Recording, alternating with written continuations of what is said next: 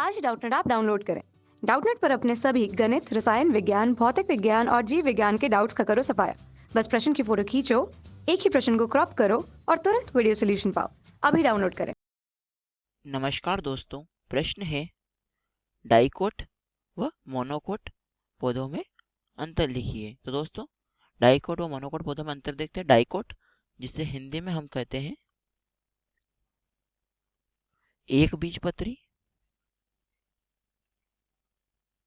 तथा मोनोकोट, जिसे हम हिंदी में कहते हैं द्विबीजपत्री। तो दोस्तों, अब हम समझते हैं एक बीजपत्री तथा द्विबीजपत्री यानी डाइकोट और मोनोकोट में पौधों में अंतर को। तो दोस्तों, डाइकोट और मोनोकोट यानी एक बीजपत्री तथा द्विबीजपत्री पौधों में निम्नलिखित अंतर है, वो कुछ इस प्रकार है। तो दोस्तों, अब हम देखते हैं एक बीजपत्री तथा द्विबीजपत्री पौधों में अंतर। जो पहला कॉलम है उसमें अंतर का आधार है, तथा दूसरे में एक बीजपत्री तथा तीसरे में द्विबीजपत्री। तो दोस्तों, सर्वप्रथम हम देखते हैं मुख्य बिंदु जो अंतर का आधार है वह है बीजपत्र। बीज में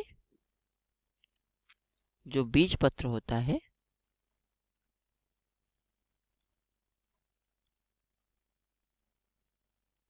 कि बीज में बीजपत्र, तो एक बीजपत्री में तो दोस्तों जो होता है, एक बीजपत्री पौधों में क्या होता है दोस्तों कि एक बीजपत्र पाया जाता है, जबकि द्विबीजपत्री पौधों में बीज में दो बीजपत्र पाए जाते हैं। अब हम बात करते हैं अगले अंतर के आधार की। तना, हम बात करते हैं तने की, यानी जो एक बीजपत्री पौधे होते हैं इनमें जो तना होता है वह शाखा हीन होता है, जबकि द्विबीजपत्री पौधों में क्या होता है, तना जो होता है वह शाखा युक्त होता है। अब हम बात करते हैं अगले अंतर के आधार की।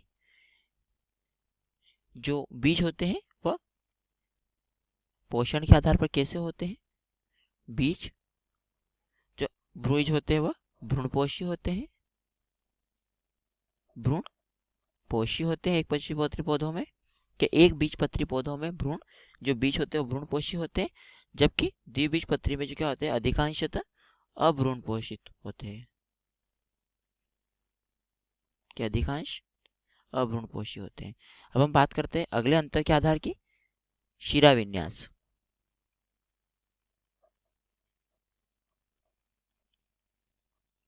तो दोस्तों, जो शिराविन्यास होता है वह एक बीजपत्री पौधों में समानांतर होता है, जबकि द्विबीजपत्री पौधों में क्या होता है, जालिकावत होता है।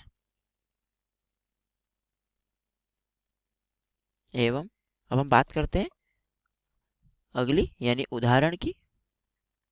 दोस्तों, एक बीजपत्री पौधों के उदाहरण जैसे गेहूं, मक्का, ज्वार एवं बाजरा, गन्ना इत्यादि है, जबकि द्विबीजपत्री पौधों के उदाहरण गुड़हल, इसके अतिरिक्त सूर्यमुखी, सरसों तथा अन्य पौधे जो है द्विबीजपत्री पौधों के अंतर्गत आते हैं।